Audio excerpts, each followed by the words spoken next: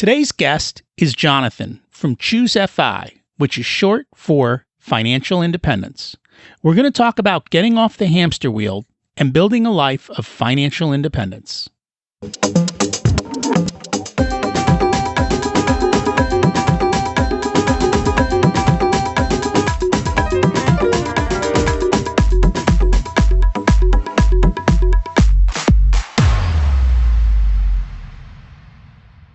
Welcome to Richer Soul, Life Beyond Money, the last baby step.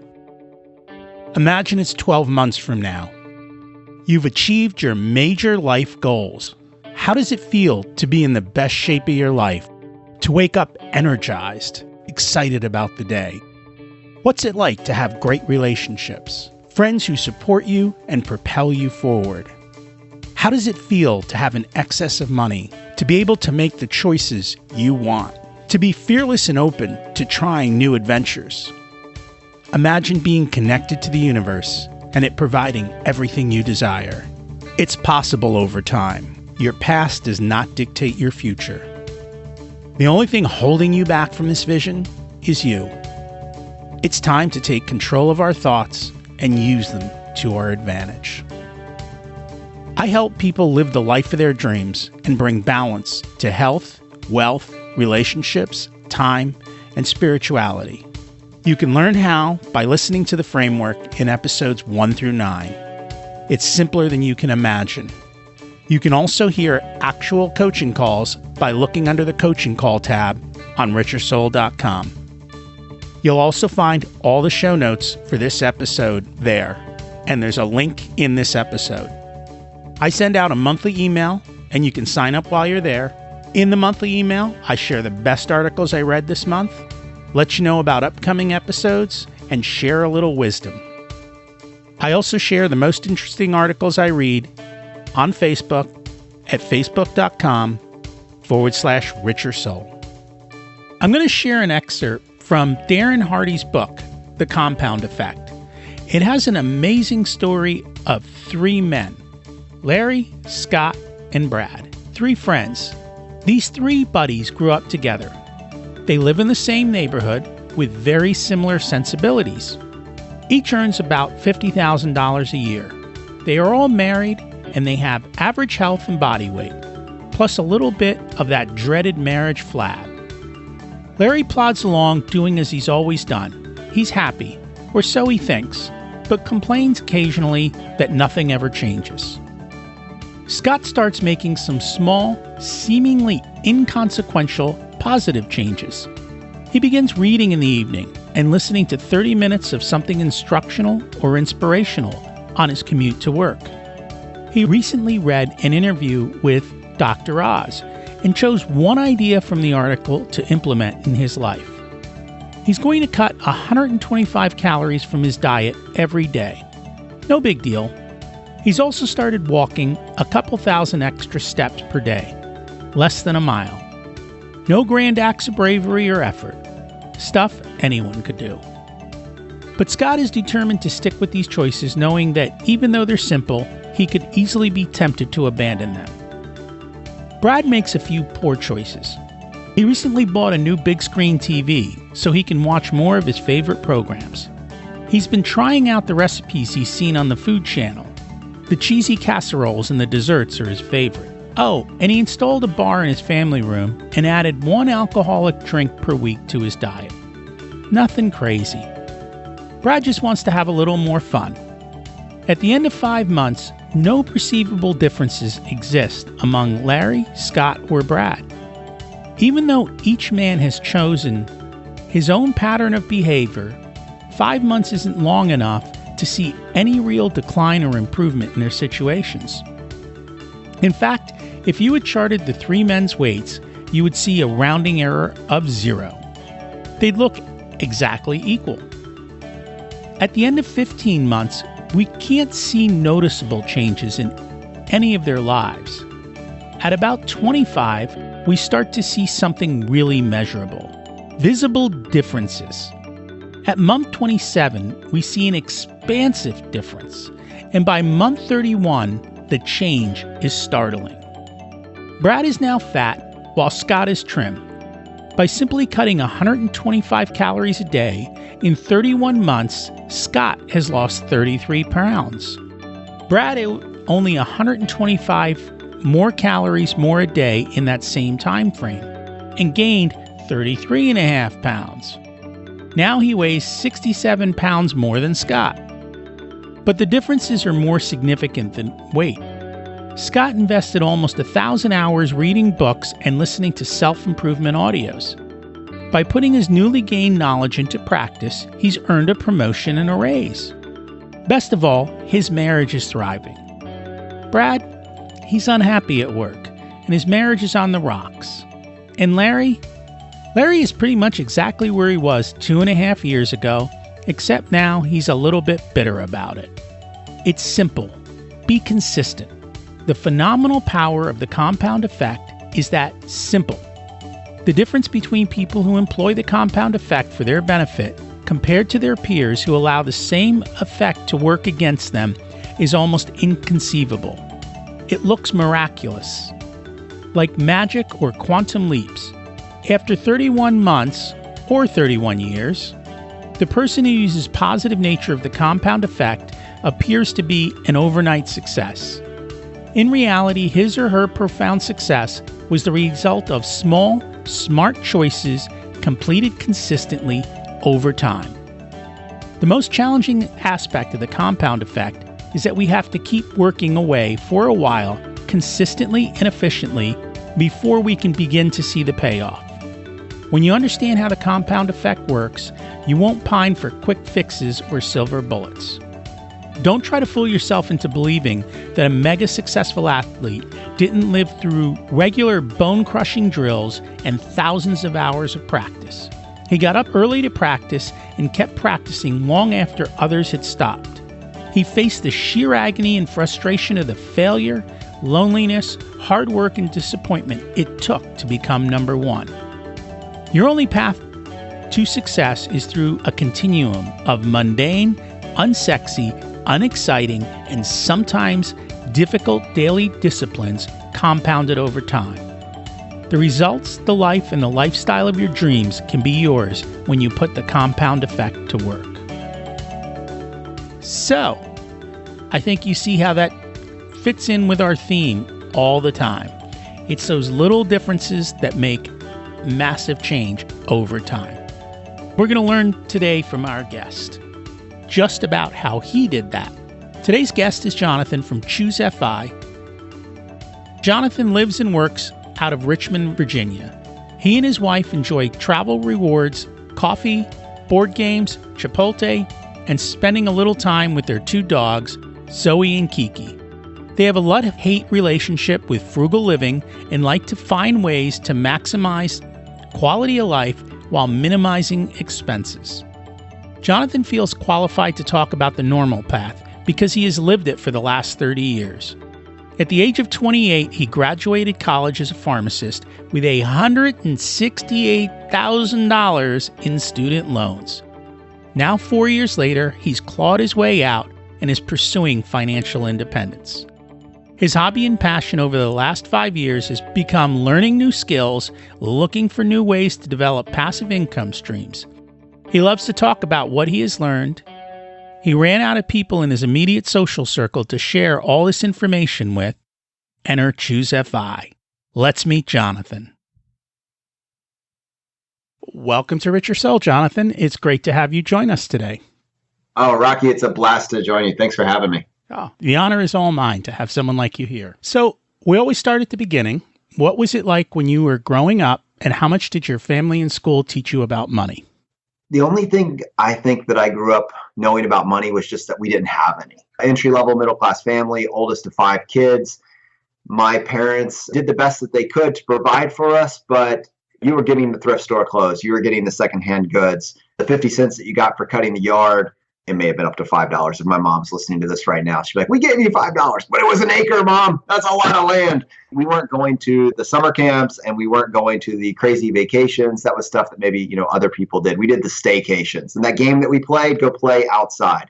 So for me, it was just, I was always aware that we had a very safe, stable home life, but I understood that we were on the lower end of the income spectrum. So I think that using that as kind of drawing from that, I always wanted to do better financially. I wanted to have more money. I wanted to kind of break into the upper middle class or whatever winning looked like financially. I wanted to position myself for that.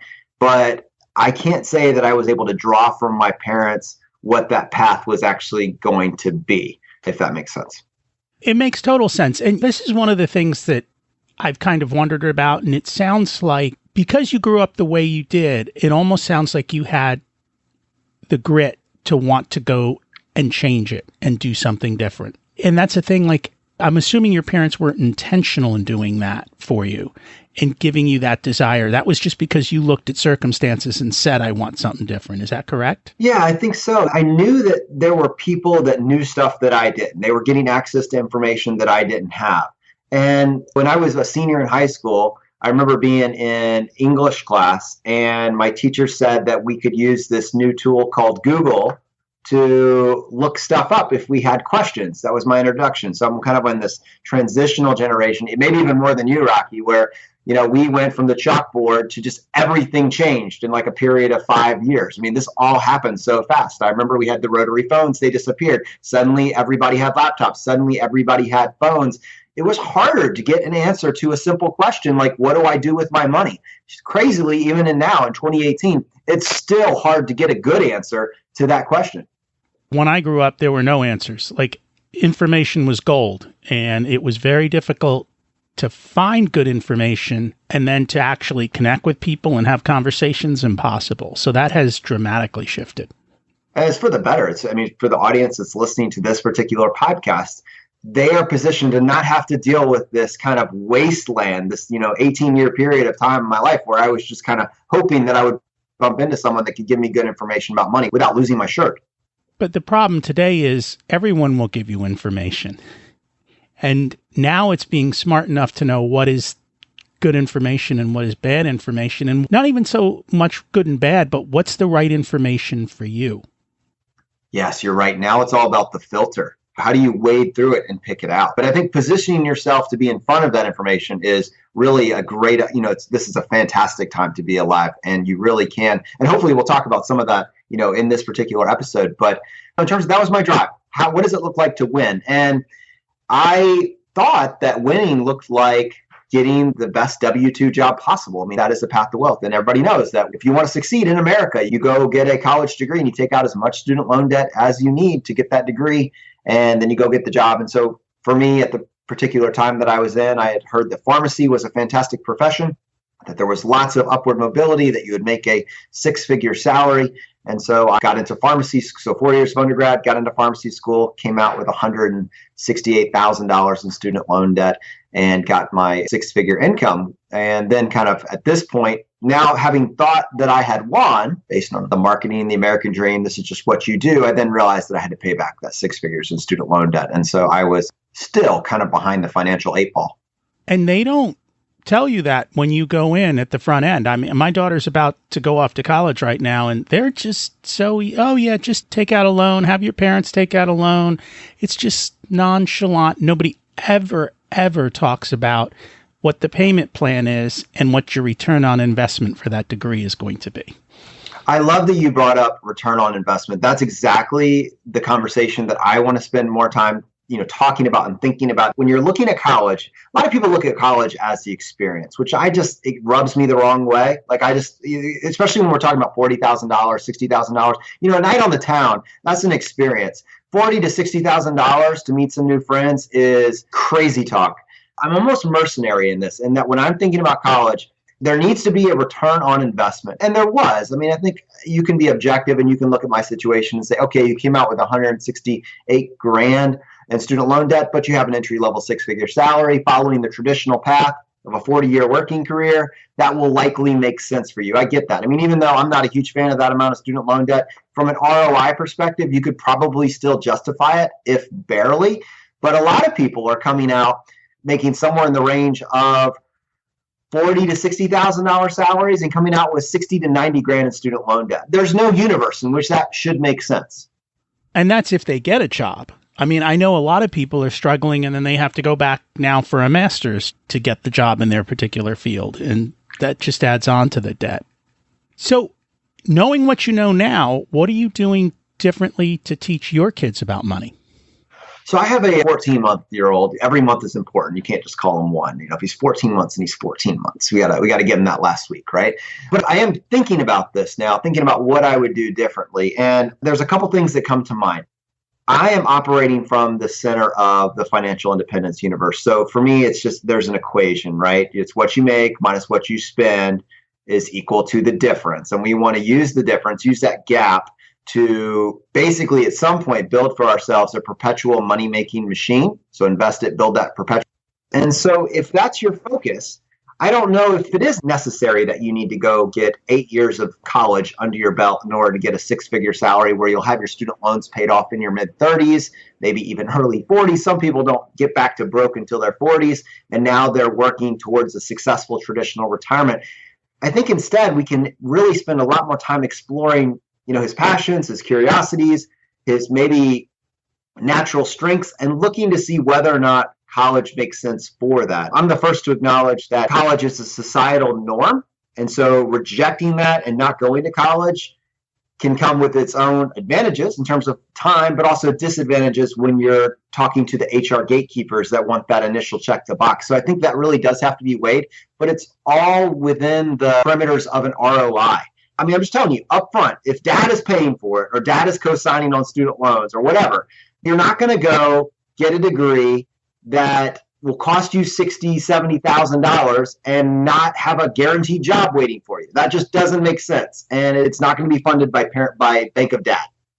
And I think that's a smart move. I know just sitting in the rooms with a lot of these parents, I don't know if it's guilt or the fortitude or the knowledge, but many of them resign that this is the only way. And unfortunately, that's a shame. You were homeschooled, correct? Yeah, I was. It's, it's something when you're in your 30s, you start to forget. But I was homeschooled from, early middle school up through high school. So for about 5 or 6 years, I was homeschooled. By high school, I had thoroughly worn my parents out and was basically just demanding that they set me free into the public school system. But I can claim the token homeschooling experience. So is that something you're considering for your son? It's such an interesting question because I'll be honest with you, I don't look at my homeschooling experience and say this is the holy grail of education. Going back to kind of my family's economic situation, the school systems, they weren't super excited about our options, but my mom wasn't exactly premium teaching material. And I say that with love, but I think when you look at it, you have to tailor it to the individual. If you're homeschooling, that means almost by definition, at least at this point, and things are progressively changing. Homeschooling has changed a lot in the last 10 years. But certainly when I was growing up, the teacher is the parent. Is the parent a good teacher? Do they have that skill set? That is important because that's what you're saying. You're taking the educational process out of the hands of individuals that have been trained to do this. And since they got the job, hopefully that they have demonstrated that they have this skill set. And you're saying, I think I'm just going to do it myself. DIY teacher. That could be great if you're an awesome teacher. If you're not an awesome teacher, well, you're the limiting factor. And so I think you just have to be honest with yourself and say, am I ready to step up to the plate with this? I'll be honest with you. I'm of two minds about this. My wife is an educator. She was a third grade teacher. She's taking a year off right now. She would be an amazing homeschool teacher. Any child would be lucky to have her. They should pay to have her. And if our child were homeschooled, wow, they would have such an amazing experience. And homeschooling gives you some incredible opportunities, especially for a financially independent couple, a group of people that are not tied to any particular geographic location. Like I'm inspired by the idea of, hey, you want to study marine biology? Let's go scuba diving in the Galapagos Isles. I just made that up. That may or may not be a great place to go scuba diving, but let's hold it for this particular example. That is an experience that you just can't do that if you're in a public school system because you're tied to a particular region. Homeschoolers have unbelievable advantages in a world that is increasingly not tied to one particular location. But you do have to keep in mind if you're going to be the teacher, what your limitations are. And if you're not a good teacher, you better be ready to step up with some collaborative experiences, so co-ops, online teachers. Like your child is now the ultimate social experiment. And that can be a little bit scary, right? Absolutely. And that's what I think the one thing everyone thinks of is when they think of homeschooling, they think of parent as teacher. And I think That does not at all have to be the case. The parent can be, in a sense, the organizer and the scheduler. Today, as we talked about before, everything you need to know, you can learn online. Sometimes you have to pay, sometimes it's free, but there's so much information out there that you can get the entire curriculum and the books and just learn it on your own, in a sense. Now you're teaching a kid, hey, if you want to learn something, it's your responsibility to learn and go be a lifelong learner. There's certain parameters, of course, but you need to know certain things, but go figure it out and learn it and do it. And depending on the age of the child, of course, in the beginning, you've got to give them their basics. But now with an iPad, the kid can learn anything he wants. Yeah, I totally agree. You got to keep in mind that my homeschool experiences are tied to the early 1990s. And this is 2018, but I'm not still exposed to the homeschool scene as much as I used to be. But I'm very inspired by what you're saying. And I think it could be a fantastic experience. But I certainly can't point to my homeschooling experience and say that everybody would be lucky to have it. No. And in one sense, you're lucky because your wife is a teacher, so she at least knows where the best resources are. And that's my thinking with teaching kids. There are a tremendous amount of resources. Some are good, some are bad, some are amazing. Why not just go find all the amazing resources in all the different areas and let the child have access to them and say, go. And because of what you do, you have tremendous access to a network that would allow you to expose them to a tremendous amount of learning. You're completely right. And this isn't a conversation that's just happening on this podcast. Certainly, my wife and I are grappling with what it will look like for our son. He's only, again, 14 months, very important. But at some point, he will be 5 or 6 years old. And even when you're at 3 or 4, what does it look like to have two parents that aren't tied to the hamster wheel, that are lifelong learners themselves and are looking to kind of impart just a little portion of that to their child? So it's a giant experiment. It's very exciting. So we'll see where it goes, and maybe I'll have something to report back in the upcoming future.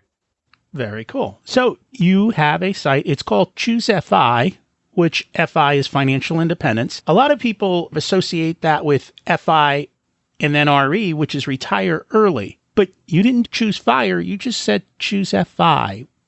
What was the thinking behind that?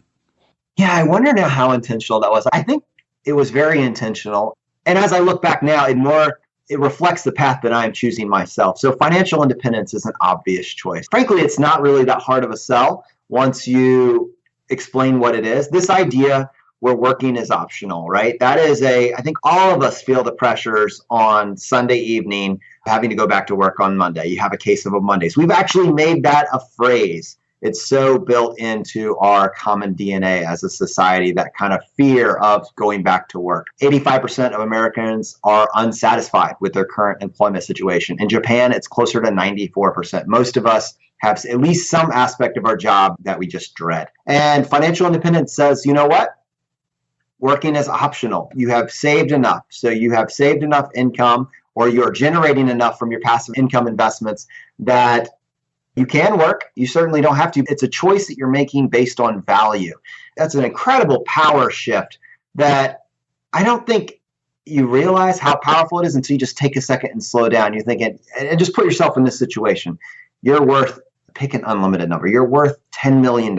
You're worth $1 million, $2 million, whatever. You never have to worry about money again.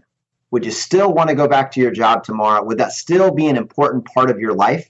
If it is, you've already won, my friend. That's huge. I think all of us should say, okay, if that's a new construct that we're living in, then what if we just go ahead and made some changes today? So we found a job that was able to pay our bills and support our lifestyle, and we could thrive in. But if it's not the case, if you went for the paycheck, if you looked at all the careers that were available and you were kind of mercenary and you picked one out based on earning potential, well, then the biggest tragedy that I can imagine is to waste that earning potential by just affording the next couch payment, basically financing your lifestyle over a period of 20, 30, 40 years. You get to the age of 60 and you're still paycheck to paycheck. And you're in a job that frankly depresses you, waiting to collect Social Security.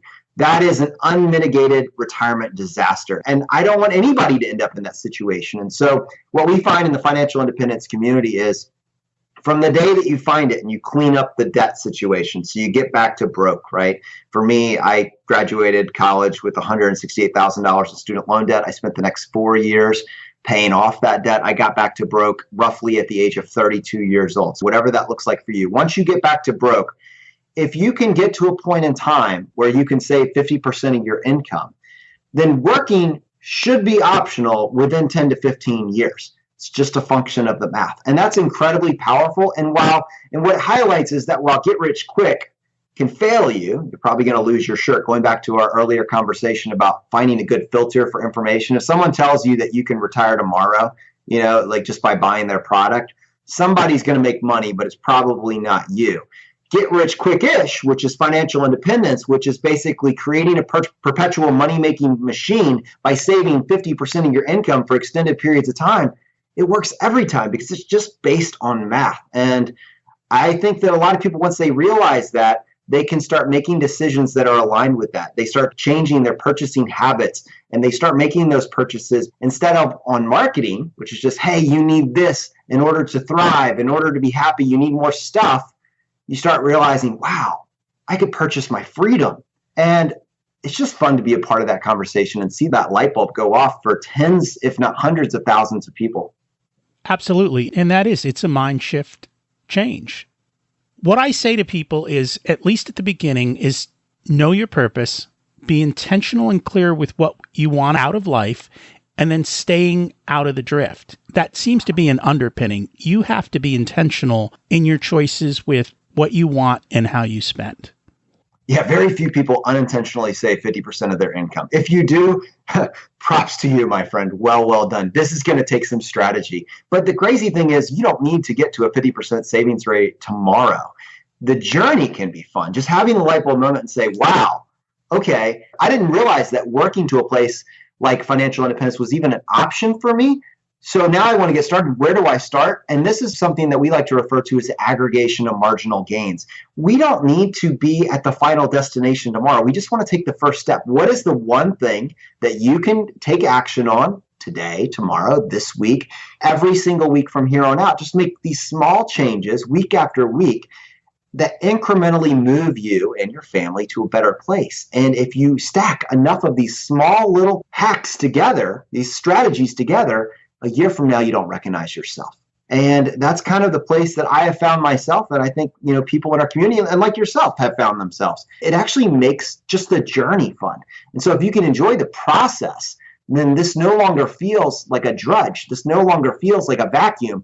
It actually inspires you. Each additional step that you take to purchase your freedom becomes addictive in and of its own nature. And you're like, I want to do more of this. I want to do it faster. And I want to tell other people about the journey that I'm on because I want them to experience the same level of freedom that I'm pursuing. It becomes a game. And to save 1% of your income really doesn't take much effort. And you really won't notice your paycheck if you up your 401k by 1%. It makes such a negligible impact. But if you do that, and you keep doing it year after year, and if every time you get a raise, you add it to that, you're right. Within 5 to 10 years, you can hit a 50% savings rate and never really even notice the change as you're on your way to doing that.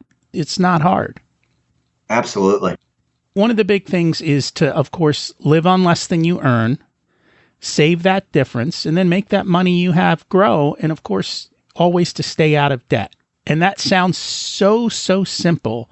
And yet, I think for a lot of people, it's so hard. Yeah, I think you need to tie the purpose to it. I think if you're saying all of that in a vacuum, it becomes so generic that it becomes easy to ignore. You need to attach a why to it. Why would I make the slightly more uncomfortable choice? And gamification is like the natural progression of that, but it starts with the why. I think all of us have that. I think that anytime that you look at someone that's made uncomfortable, somewhat difficult choices and then stuck with it over time has had to have that psychologically rooted in a why. And for me, I know it's the same case as well. Everyone should know their why, because that's what keeps you going in the midst of the struggle. When you have to make the choice. And that's what I think. When people make a choice, if there's not something to counterbalance the choice, it's very difficult to not say no. I walk into Costco. There's a beautiful 80-inch TV. I should have that. What's my counterbalance to that? Oh, I can have freedom and never have to go to work again. Oh, well, now I have something to balance that against and a choice to make. And if you've got that bigger why, it makes it a lot easier to make that choice and that comparison. And I like playing it out as well. Think about, let's say that you purchase, because you can afford it, right? You've got this great paycheck. You've got extra money left at the end of each pay period. And you're like, well, this is what I'm working so hard for. Well, let's play this out. You buy the biggest home that you can afford. You buy the nicest car with the heated seats that you can afford. You buy the TV. But then you're at work 8 to 10 hours a day when you calculate your commute into this as well. And you realize that these items that you have spent all this life energy working towards to be able to quote unquote afford it, you never actually get to use them because you're at work, and you're stuck at work because instead of purchasing your perpetual money-making machine, you bought stuff. You know, you made the choice. You chose something and you chose stuff. Once you realize that that's the hamster wheel, it makes it very easy to unwind that. And then basically it guides your purchasing decisions into the future. The hamster wheel is a very dangerous thing, and it sneaks up on you. It's basically a $1 trillion industry to get you to buy into it. Marketing moves the world. We make TV shows around it. It's so powerful. Absolutely, because everyone wants to become rich, and they're becoming rich by taking your money, by selling you a dream that may not be real or you think might make you happy, but it really doesn't. So I think what we're both trying to do, Rocky, with our respective shows is we're trying to paint the alternate picture. We're essentially marketing ourselves, if you think about it, but we are marketing this alternate vision, this alternate choice that you can make.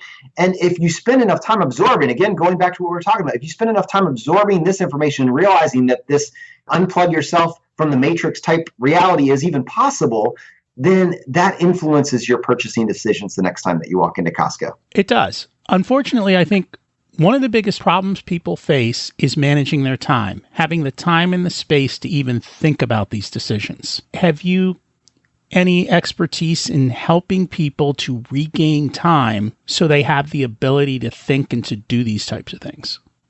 Yeah, I actually have a couple of thoughts on though. And to be honest with you, I haven't spent a ton of time like sifting through these and writing these down. So this may be a little bit of stream of consciousness, but I think there is something here. So let me give it a run. The first thing is that everybody says, oh, I'm so busy. Have you ever analyzed why you're so busy? Like a recent study was done looking at our, in the United States, the population here. We spend on average as a society watching 5 hours of television per day. 5 hours of television. How many of us, after we finish a long, stressful day of work and after we've had dinner, because we have our quote unquote family time, we go sit on the couch and we watch 3 episodes or 4 episodes on Netflix. Like it creeps up on you. And then of those, what percentage of that was commercials? What I try to do is just look at where your time is actually going. And then what is something that you could nip in the bud? What if you just did a no TV ban? What if you did a TV ban for a 1 month period of time or a 1 week period of time? You just cut that out. You might be overwhelmed with how much time you actually had. What about the cell phone or Facebook? How much time do we spend on Facebook trying to fix that person that's wrong on the internet? Someone's wrong on the internet. I got to fix this. It just doesn't matter, right? That's low-hanging fruit. There's probably more here, but I think the TV in particular is one that really stands out to me for a population of people that say they have no time. And at the end of the day, the person who needs to be fixed the most is the one whose reflection is in the mirror. And you've got to work on yourself, not everyone else, because you can't control other people. You can only control yourself. We live in a society that's incredibly convenient. Everything has been made easy for us. And if you go back to other societies in third world countries, they spend a large percentage of their day figuring out where their next meal is going to come from and where their water is going to come from.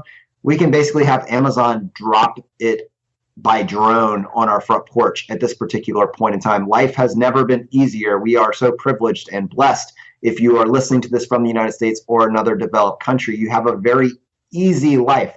If you're listening to a podcast, then you probably are already past the median in terms of privilege. And that's not like a word that I'm just trying to throw out lightly, but just the fact that you have access to internet, you probably are listening to this on a smartphone, indicates that you have a lot of convenience in your life. And there's nothing wrong with that. And you don't need to apologize for that. That's amazing. My mindset is don't waste it. If you're taking all of the convenience that you have in your life and you're using it to catch up on Grey's Anatomy, that's a problem. That's indicative of a wasted opportunity. And I think so many of us could take that free time and use it to explore relationships. We could use it to explore building businesses. We could use it to explore hobbies or passions. I mean, This is an amazing time to be alive. And I'm speaking as much to myself. I'm trying to convince myself of these words as much because I fall susceptible to this as well. I mean, I have Netflix and I like to find the new TV show. And I have days where I could watch 3 to 5 hours. So this isn't like something where you just have it all figured out. But it is a problem. You're making a choice. Everything that you do with your time is a choice. And it'd be better if we made those choices based on the value that those activities bring to our life as opposed to what is easy. Absolutely. And if you make $30,000 a year, you're actually in the top 1% of income for the world. And I think most of the people listening to this podcast exceed that. And so if you're in the top 1% of the world, are you enjoying that life? Are you living the 1% life? And that's a question you need to answer for yourself.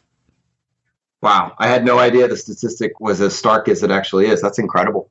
Yeah. And that's because we're living in our lens of what life is, which is the United States. And when you go to third world countries, you see how the rest of the world really lives and how big and how dramatic that shift is. Part of it is the rest of the world is designed for multiple income levels. So you can go in India, someone who only makes a couple bucks a day has a hotel that's designed for a guy who only makes a couple bucks a day. He's got food that's designed for somebody who only makes a couple bucks a day. Whereas in the US, everything is designed at a very high economic level. So if you look at what someone who doesn't have a lot of money is eating, it's probably very similar to what someone who does have a lot of money is eating. We don't have those different systems in place as much as I think maybe in the past they were. Very, very interesting. Yeah. And also what came to mind as well, going back to the fact that maybe someone is not planning on making $30,000 a year here, but then finding a way to live here on $2 a day. Like I suspect that that's not what someone's going to come away with. But what I do think is applicable is this idea of hedonic adaptation, which is whatever living conditions that you spend enough time around will become your new norm. And so there's a Jim Rohn quote, you're the average of the 5 people that you spend the most time with. If you are always trying to climb the social ladder, you're never going to reach the top. I mean, there's always going to be somebody that has a more lavish lifestyle. You can't win that game. How refreshing is it when your 5 people become people that are very content with what they already have and are taking that extra income and putting it towards buying their freedom? It will affect the decisions that you make. And that's been an eye-opening concept for me because my social network has dramatically changed over the last 5 years. And the 5 people that I spend the most time with are now people in the financial independence community, are now people that are pursuing trying to hit a 50% savings rate. They're entrepreneurs. They're people that are interested in real estate. You can use this to force yourself to learn and be interested in and get used to all these different skill sets. And so I think with all of these things, you think about it as just like a one-dimensional sentence, but in reality, it can help you form a worldview and you start adding these additional skill sets to your toolbox one at a time. Absolutely, you do. And I think what you will find is by you constantly learning and by you constantly doing these types of things, when your son watches you, it dramatically improves his future and the way that he's going to view life and your relationship with him as well. Yeah, it's exciting to think about, isn't it? It is. It's very exciting to think about. So you talked about your friends changing, and I know you've talked a lot in the past about relationships and how important they are. And I think you've had a lot of people on the show who've had tremendous success because they've built relationships. I'd love to hear your comments on that. Yeah, I think community and relationships really, you make the world go round. I would love to tell you that I was able to reach back and have this outsized imprint on everybody that knew me growing up and all my friends from high school and college. I cannot say that, though. It's still one of those things where we built this podcast and we have this platform, and some of them are tangentially aware that we're talking about personal finance, but it's hard for me to draw them into it. My co-host, Brad, has had significantly more success with this. But what I will say is that if you are willing to look for it, you can find people that share this interest. And in 2018, again, tying this back to the beginning of the episode, it has never been easier to find a community of people that share a similar mindset when it comes to finance. They no longer have to be in your neighborhood, in your zip code. If you think about your neighborhood or your zip code being a self-selecting way to find friends, that may be true to a degree, but it's no longer necessary. My friends, some of the people that I spend the most time with, are in other states, or some cases other countries. And we meet, we talk online, we meet at different conferences around the world at this particular point. And these relationships can be just as potent and really, really awesome. So I don't know. I think it's one of those things that's really, really cool. I wish I could tell you that I was able to convert my entire neighborhood to this way of thinking. But in reality, it's just that my network has gotten much bigger. And that's a really cool thing. That it is. I'll be honest. I don't try to convert anybody. You're going to bang your head against the wall and you're going to get upset and you're going to get frustrated, because even though you see how amazing it is to have a life of freedom, even if you try and tell people, if they're not willing to listen or they don't want to learn, you're just wasting your time and frustrating yourself. You can tell the story, but that's about all I do. And then it's up to them to choose whether or not they want to come along or not come along or what they want to do. But trying to convince people is very difficult. Yeah, and I think it's that very fine line between trying to give someone useful advice and judging them. Everything that I've said up to this point is not a negative message. You're a bad person for choosing the big house, the new car, anything like that. That absolutely not. This is just when you look at your choices over time, I think that many people choose that without realizing what the alternative is. And it's almost like, if I could give you that vision, that idea for what is possible, if you still want those things, I get it. And I'm not mad at you for choosing it. But I think so many people buy into the big house and the big car without realizing that what they're not choosing, what they're giving up. And the reality is, within 5 to 10 years, I'm going to have a lot of time on my hands. And I would like to use that, pursuing additional hobbies, traveling the world. And it'd be really cool if I could do it with my friends. But I know a lot of them are going to be trapped in that hamster wheel. And that's a shame, because they can't go out and see the world and have a blast. I know that you both talk a lot about health. And for me, I'm 52. I'm in the best shape of my life. Haven't you done like some record-breaking deadlifts for your area? Well, I don't think they're record-breaking, because usually when I'm at the gym, there's a bunch of young guys in there. They've got another... I'm trying to think, because I can deadlift about 285.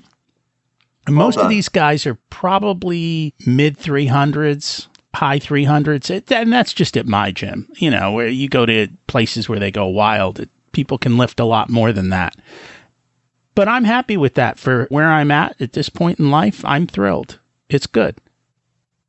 Yeah, I think you're able to, health is huge. If you have all the money in the world and no health to enjoy it, then I think you're going to be disappointed with that outcome. Warren Buffett was at a conference Warren Buffett was at a conference and someone was asking him, hey, Warren, what are the top 5 or 20 books that you would recommend?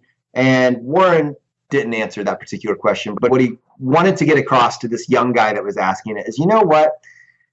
I would give every single dollar I own right now. Obviously, Warren Buffett, one of the richest men in the world. He might be the richest man in the world. Warren Buffett says, I would give up every dollar I own just to be 25 again. And I think that if you don't think your health is important now, as you get to your quote unquote golden years, what everybody is telling you is what you need to be living for. Don't worry about all the time now. Just earn as much as you can and buy as much as you can, and then you can enjoy it in your golden years.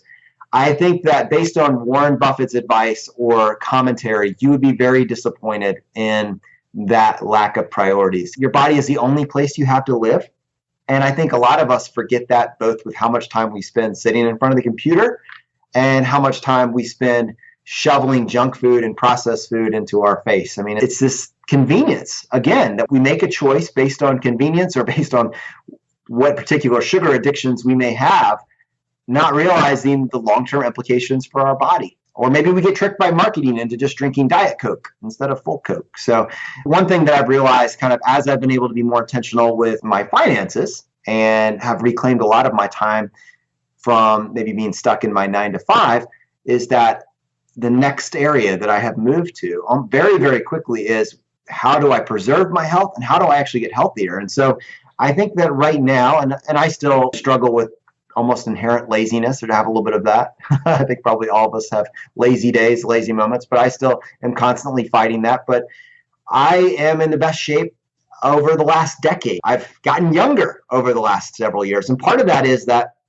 I've cut stress out of my life. So many of us, what do? You have a stressful day at work, a stressful week, and you want to go home and you just don't want to think about it anymore. Maybe you go to the bar just to relax for a couple hours. Maybe you go to fast food because you don't want to take the time to prepare a meal. You go with the convenient option. And there is a compounding effect on that. So with that bloat that you have, maybe that just descends into eating junk food over the weekend as well. It's almost like a snowball effect. And so one of the best things that you can do is, what if we just removed all that stress? What if we positioned ourselves financially to be able to buy back a large percentage of our time? And with that time that we've bought out, we've cut out a lot of the things that were adding all this stress to our life. Maybe put it into stabilizing relationships. I know that's something that you've talked about a lot. Let's put that time back into our family, improve our relationships there, getting rid of stress. Let's put that time into our health, spending time in the gym, spending time exercising. There's all these endorphins that are released when you start exercising on a regular basis, elevates your mood, has really incredible effects on just that combating depression.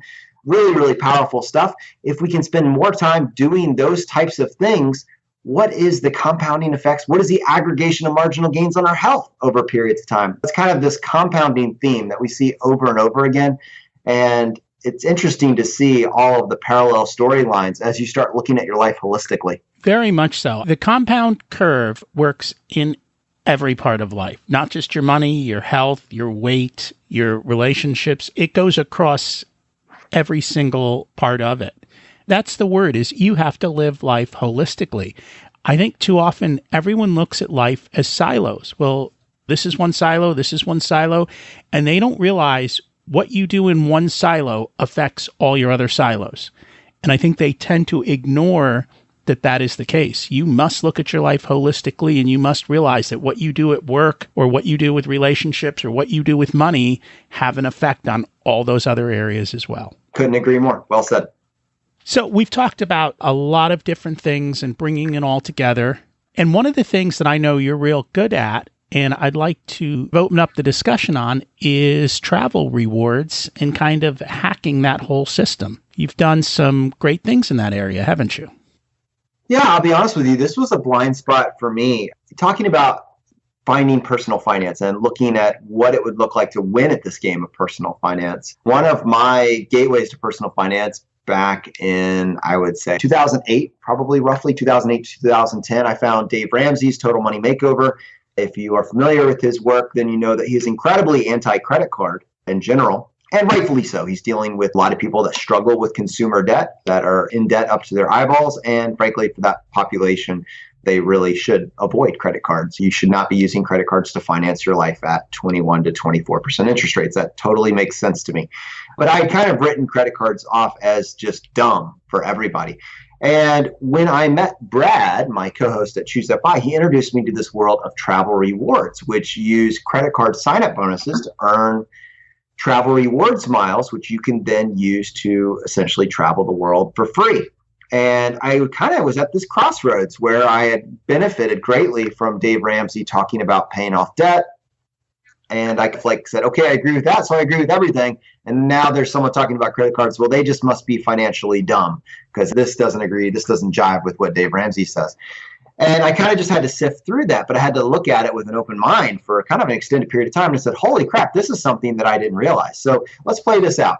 And it kind of goes to this idea of just looking at the problem a little bit differently. If you live in the United States, credit card companies will give you incredible amounts of points, which have incredible value just to use their card.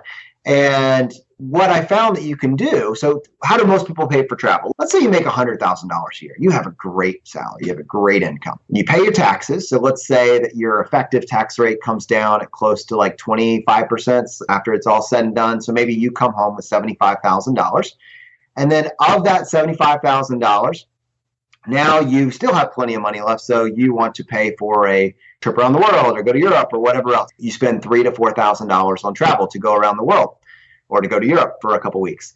Well, that trip to Europe didn't just cost you $3,000 to $4,000. You had to actually earn 25% more than that, right? Because you're paying taxes on this money. So you're paying for travel with after-tax dollars. What's incredible about travel rewards is if you open up a credit card and meet the requirements on this particular credit card and earn the bonus miles on them, instead of paying for the trip with post-tax dollars, which are very expensive, especially as you move into these higher marginal tax brackets, you can use points to pay for the trip instead. That's really cool all by itself. So that's $3,000 to $4,000 that you didn't spend on travel. And now maybe you put that in a savings account, you put it towards retirement, something along those lines.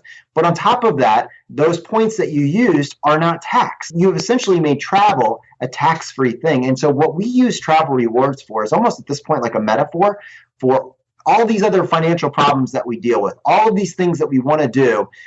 But what we do is we just try to look at the problem a little bit differently. Travel rewards is probably the best example I have of this, but it's by no means the only example. What would it look like just to look at the problem a little bit differently? And instead of just throwing money at something, throwing money at every problem that comes across your desk, what if you could take a more creative approach, or you could substitute the convenience of just breaking out your wallet with creativity? Travel rewards will allow you to travel the world for nearly free, saving all of that extra money, putting it towards purchasing that perpetual money-making machine and traveling with tax-free dollars. It's a really cool tip. And I personally have used it to travel to Cape Town, South Africa at this point. I'll be using it to go to Greece this fall, more domestic level. I'm taking my family to go see my grandmother, who has not met her great-grandson yet. We're going to be going as a family of three, also for free. And then next year, we're planning on going to Hawaii, all three of us, also for free using travel rewards miles. And that's something that we've kind of talked about, so I won't go into super depth on like specific sequences and that sort of thing on our podcast, but it certainly is possible. And it was a massive eye-opener to realize that it wasn't just like a one-off. There are actually a lot of people doing this, and the process is very well documented. That it is. And at the end, we'll talk about where they can find you and how they can find all of those travel hacks and be able to do that.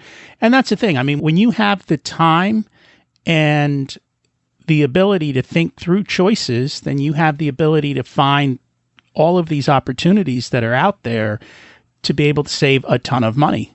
And that's the biggest problem. I think when people are in these high stress jobs, they don't have the time or the freedom to be able to take advantage of all of these choices. And when our kids were growing up, we would go to Disney, and a 10-day Disney ticket cost about $20 more than a 3-day Disney ticket. So you're essentially getting 7 extra days of Disney for $20.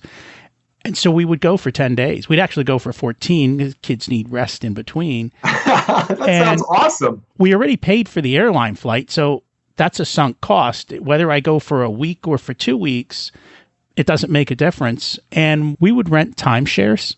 People buy all these timeshares and then they can't use them, so they rent them out for pennies.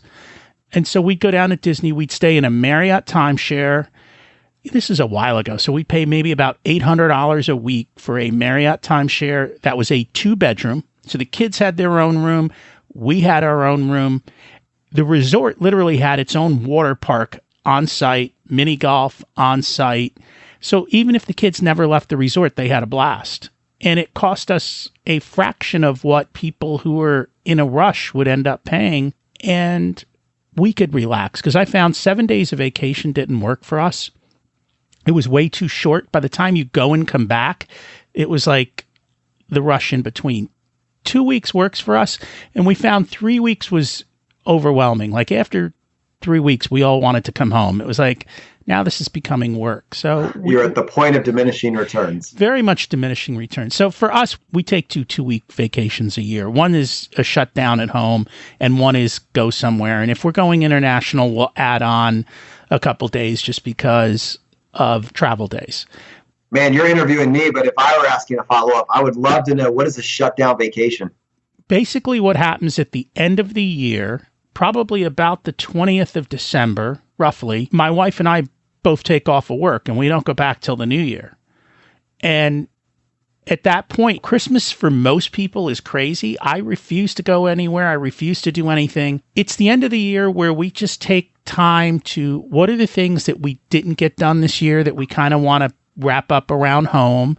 we just relax and we just enjoy. We just hang out and a little bit of planning for the new year. And instead of the holiday season being hustle and bustle, we just tone it way down. Very cool. So it makes a great end of year, beginning of year kind of transition. And it's always usually at least a 14-day period, if not, depending on when the holidays fall, sometimes it can extend out beyond that. Yeah, it makes sense. Absolutely. That's always nice. So speaking of hacks, and this one's near and dear to my heart because I'm going through it with my 2 teenage kids, you kind of hacked your way through college, didn't you? Or was that Brad?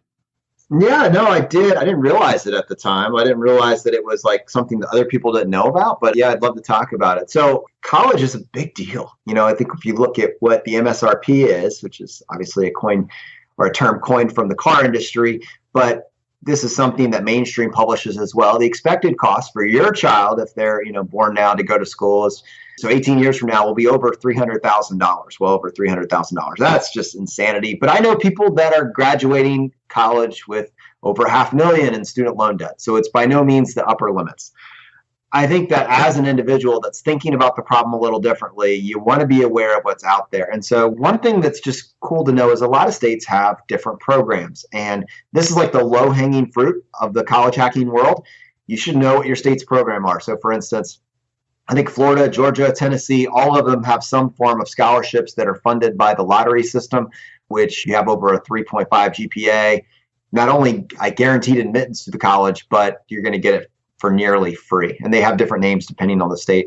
Virginia does not have that. But what they do have is they have like a guaranteed admittance program. So if you go to a community college for 2 years here in Virginia, and you're able to maintain, I believe it's like a 3.4 or a 3.5 GPA, then you're guaranteed admittance into any state college. And there's like 5 or 6 in Virginia. We have Virginia Tech, UVA, George Mason, but any of those state colleges, you're guaranteed admittance, which is an incredible value. So instead of doing all 4 years, now think about what those first 2 years of college are. This is the real appeal to me. If you think about especially that first year, it is all essentially orientation classes. I mean, I am mercenary on college, but I think like if you were to think back to college, do you remember anything that you learned in the first couple of years of college? I mean, I could probably extend that out and say, do you remember anything that you learned in undergrad?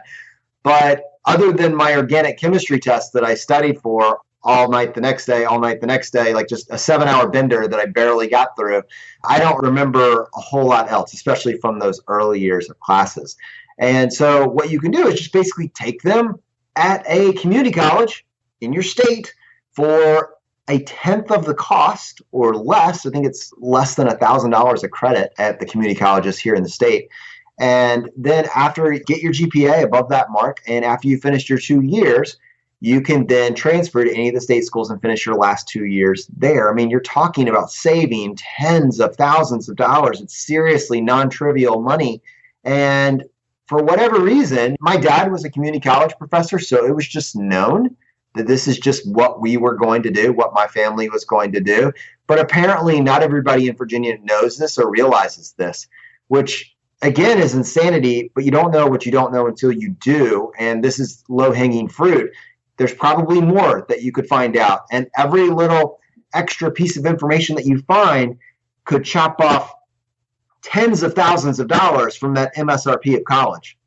And that's very true. We just went through this with my daughter, and in going through the process, my eyes were opened as to how much of a business college is and how much of a game is being played. And the first part of the game, and again, it depends on every school has what they're looking for. So different levels of schools have their own kind of game that they're playing, and they all play different games. But your grade point average from high school and your SAT score from high school determine a major amount of financial aid at a lot of colleges. So just making sure that you have high SAT scores and a good GPA automatically gets you a tremendous amount of scholarship money depending on which school you go to. Now, if you go to an Ivy League, they don't care. They just expect that your money comes based on need. And for those of us in financial independence, we don't have need. So it's been a struggle for my daughter to find money because they go, you don't have a need. And I'm like, but I don't feel the need to pay for her college. So she does have a need. Learning this game, we actually are going to probably do something very different for my son. He just finished his sophomore year in high school. We went out and we visited Carnegie Mellon. Carnegie Mellon is $75,000 a year, so times 4, $300,000 investment. I looked at them and said, "You're nuts. And you're not going to give me any money, are you?" And they said, "No." So we kind of started figuring out, how do I hack this game? So it goes back to homeschooling. So I pull him from school at the end of his sophomore year, and I send him to community college for the last 2 years of high school. So his high school credits are stackable onto his college credits. So the college classes go towards him fulfilling his high school diploma. It's $100 a credit.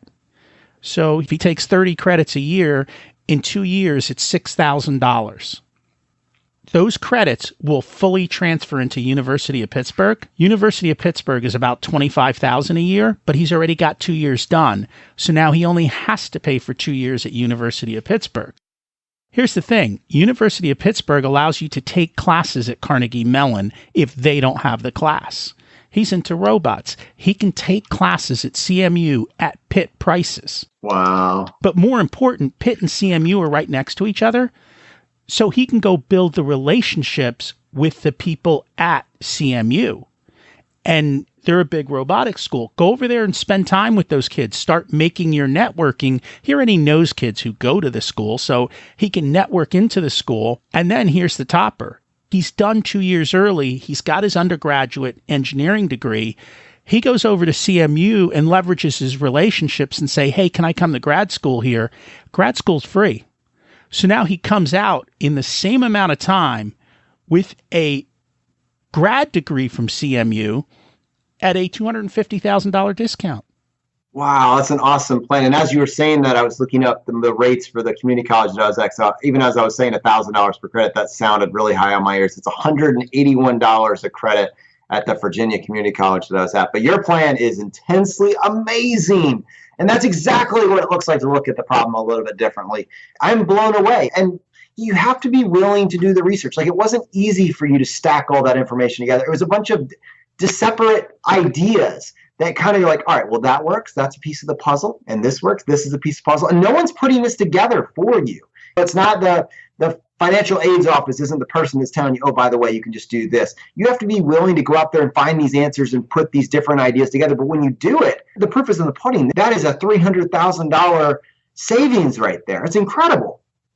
And so we'll see how it works, but I think it'll work well. And right now that's the plan. And now he's got to figure out if he's going to execute on it. Honestly, though, I keep arguing with him because I'm like, dude, can you check out Treehouse? Can you just go learn the program? We could skip all of this. You could just go start working and do that. Like, why am I wasting all this time and money? Yeah, I mean, there's something to be said for that. I don't think that you're totally missing the mark with that last thought, because I was in this transitional period and everything rapidly changed with regards to technology from the 1990s to today over the last 25 years.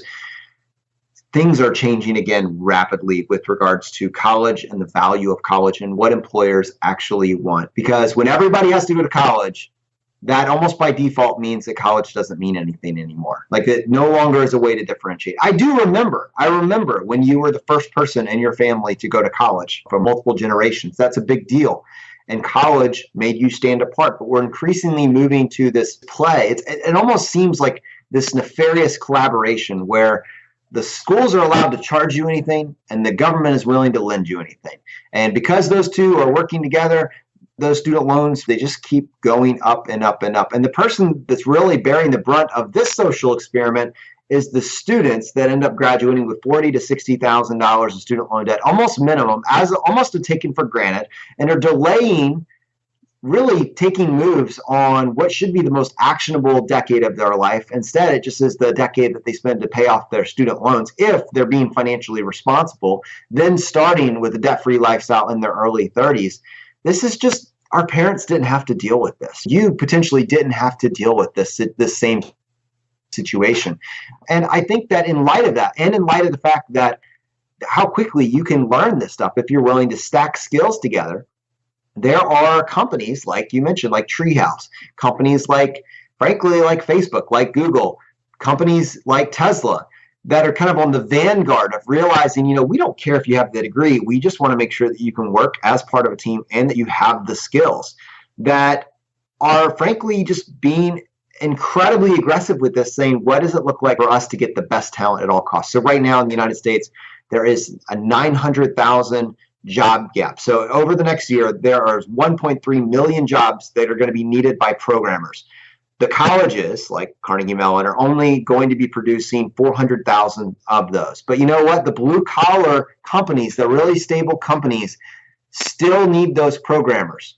But there's 900,000 jobs that are just waiting to be filled. And they can't pump them out of the colleges fast enough, and they still have to have the work done.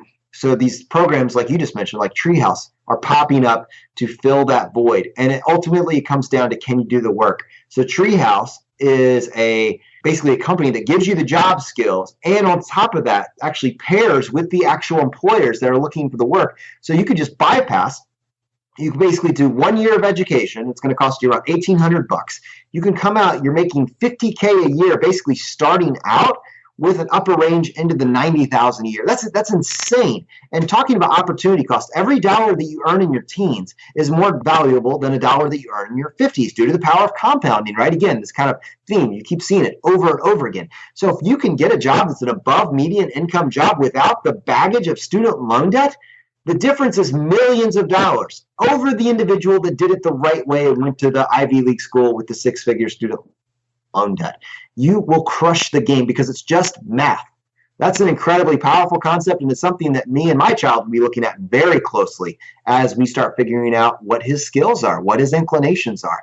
I don't place any societal weight in college. If it suits him, then that's fine. I'm open to it. But I'll be honest with you, I have siblings that go to college, are still looking for that identity, looking for what that first job should really be. What does college actually say about them? And what does it say about me that I did 8 to 12 years of college and now I'm in a completely different profession that has nothing to do with what I spent the last 12 years working towards? I concur. And I think what's going to happen going forward, it's starting to be talked about, but they said half the companies in the S&P 500 will not exist in the next 10 to 20 years, and they will change because the world is changing so rapidly. And I think much more so what you're going to see is a gig economy. And in a gig economy, if you're selling your services, nobody asks you where you went to college. They ask you, can you deliver this service to me in a reasonable amount of time, and how much is it going to cost? And in that case, it really doesn't matter that you went to college or didn't go to college.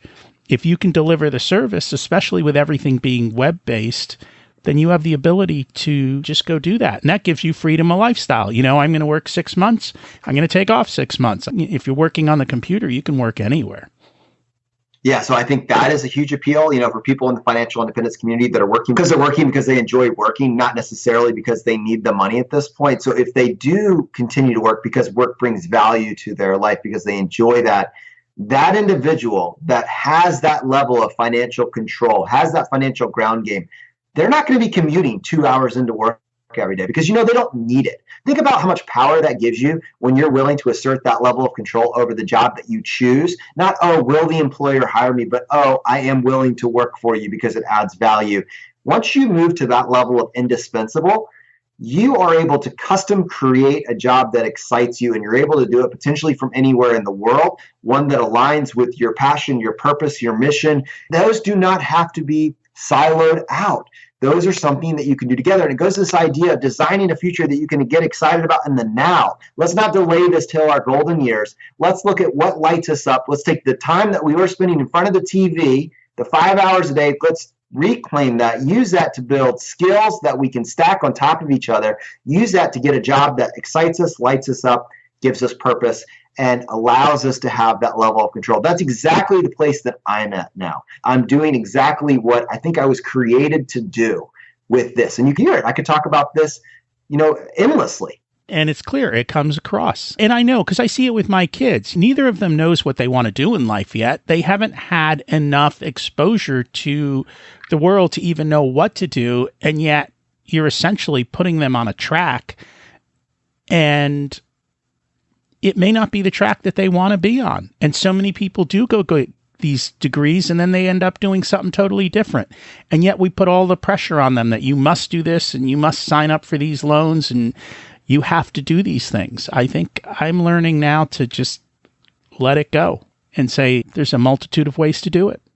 And just as you're saying that, I'm thinking, man, for a kid that doesn't know what they want to do, in what universe does paying $300,000 to get them that degree seem like a good idea to find out like that? And I know you're not doing that. You are being very clever with how you guys approach the problem. But just how many people just say, oh, my kid doesn't know what they want to do, so we're just going to send them to the most expensive school in the country and they'll help them figure it out. I don't know about that. No, they'll help themselves to $300,000. Right. Let's build that football stadium a little bit higher. And unfortunately, that's what they do. It has been quite an eye-opening experience for me going through this. But it sounds like the more we can share the story and let others know, the more people can start to be more intentional and figure out their own particular path. Yeah, it's an exciting time. So is there anything else that we should cover today that we haven't had a chance to cover? You know, the only thing that I think that we're really good at least highlighting in the FI community that I don't hear anybody else really talking about is the power of controlling your tax rate, tax optimization. And if I were to think about the traditional personal finance world, you hear a lot of emphasis put on the Roth IRA. So there's a couple of different tax vehicles. This isn't going to be a tax 101, but the options that are out there for the employee are either your 401k, and then you have your traditional IRA, and then you have your Roth IRA. And two of the ones that I mentioned, basically the money goes in pre-tax, and the third one, the money goes in post-tax. So with your Roth IRA, you put the money in, the government taxes it, so you make $100,000 a year, you come home with $75,000, and then of that $75,000, you put some amount into your Roth IRA, and then it grows tax and penalty free, or it grows tax-free, and then once you're past the age of retirement, you can pull it out tax-free on what you put in plus the growth, totally tax-free.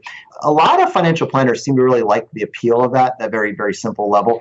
In the financial independence community, we're really, really big fans of pre-tax retirement buckets, especially for those above median income earners. And what we want to do is we want to put as much money as possible in to our retirement accounts pre-tax. So on $100K, you make $100,000 a year. In your 401K, you can put $18,000 a year into that account pre-tax. So instead of us paying taxes on $100K, we put $18,000 right out the gate into that 401k, and then we just pay taxes on the balance. So you've immediately reduced your tax burden in the now. And then that money can actually grow for you completely tax-free. And then when you pull it out, you're going to be taxed on the growth because you haven't paid taxes on this money yet. So when you pull it out of retirement, you're going to be taxed on the growth at your current tax rate. But the amazing thing is, and the thing that people aren't really talking about, is that at retirement, very likely, we are going to be earning less than we're earning now in our peak earning years. Plus, think about this.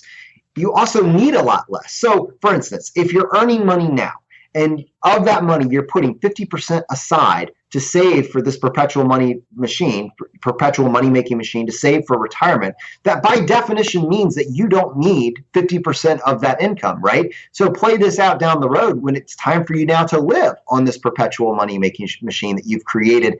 You do not need to replace your income. This is actually one of my biggest gripes and my co-host Brad's biggest gripes with financial calculators on the internet. When you go to them, almost every single one, they talk about replacing your income. They're talking about replacing your job. And so if you're making $100,000 a year and then they tell you, all right, well, you're making $100,000, we need to replace that $100,000, you're going to need to save $10 million, $15 million, whatever that magic number was.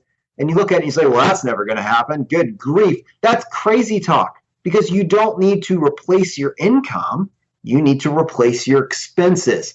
And again, going back to this idea, if you know how much your life actually costs, it gives you way more flexibility and way more power over how much you need to save.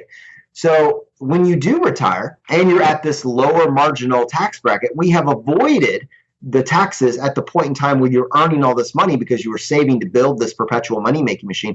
And now we're drawing it out. When we decide, you decide, this is the powerful thing. You don't just withdraw out your income.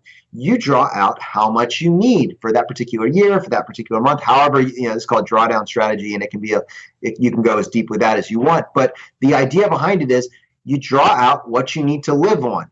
And you will very likely, almost with a surety, need less than you do when you are earning and saving 50% of your income.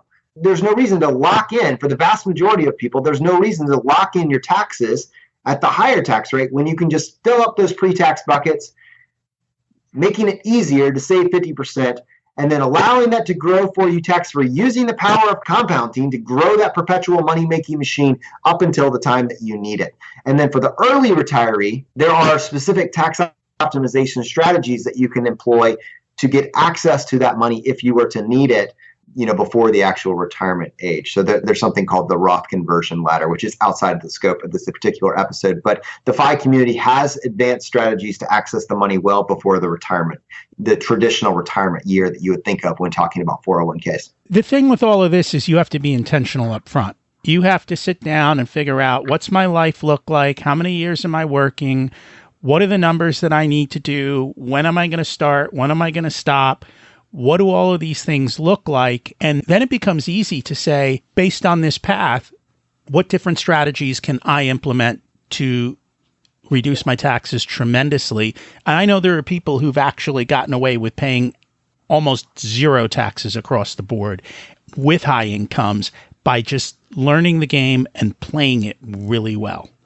Yeah, at the most simple level, if you're married filing jointly with one child based on 2018's tax laws, at a federal level, the first $43,000 that you make, so this includes the child tax credit, is essentially tax-free. So that's what you call free money.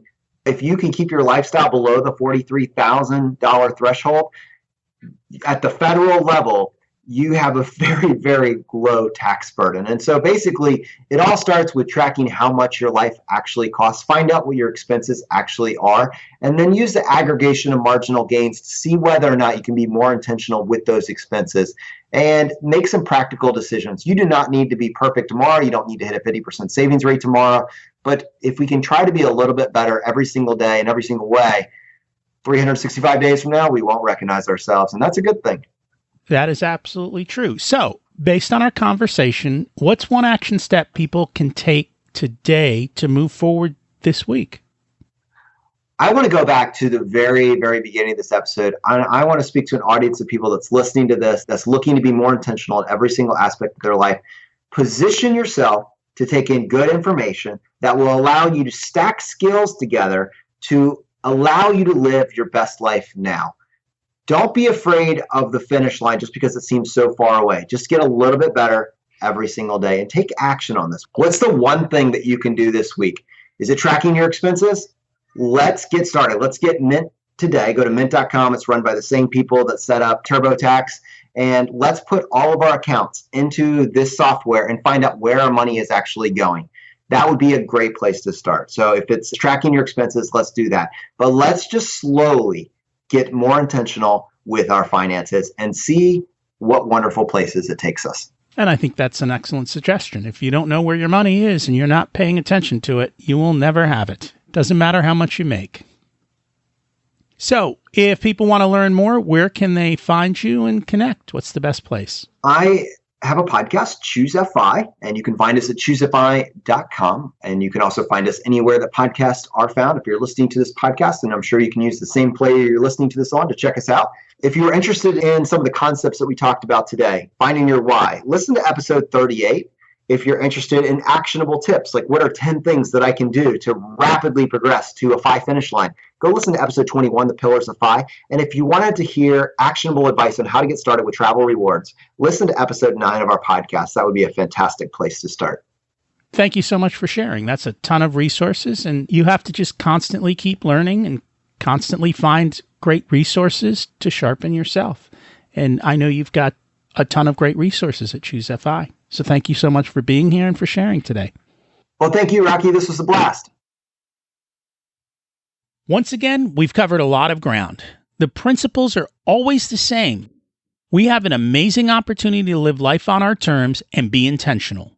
It's not going to happen overnight, but taking small steps over time will compound into massive change. Brad and Jonathan are building a great community at Choose FI to help create financial independence and live life on their terms. Today's action step is to find one area in your life that you can improve and take one step this week to do so. What's an area that's holding you back that could be the linchpin to change everything else? Remember how we started this episode? The power of compounding happens in all areas of life. It's harder to keep wealth than to make it. Once you come up with a system to create wealth, you need a system to keep it. If you'd like a second opinion on your financial plans or are worried you're missing out on something, check out the SWOT analysis, strengths, weaknesses, opportunities, and threats at richersoul.com/SWOT. Is there someone you know who could benefit from what we talked about today? Please share, as it helps you to build social capital and create better relationships and start better conversations with the people you know, and they'll appreciate it. And I know I will appreciate it if you share the episode and help me grow listenership so that we can help more people. What's preventing you from moving forward, and who are you putting on your team to build the life you deserve? Taking no action creates a far worse outcome in life than trying something and failing. You can always get me at rocky@richersoul.com. I'd love to hear how you're doing and how the information I have shared has helped. Thanks for listening. Have an abundant week.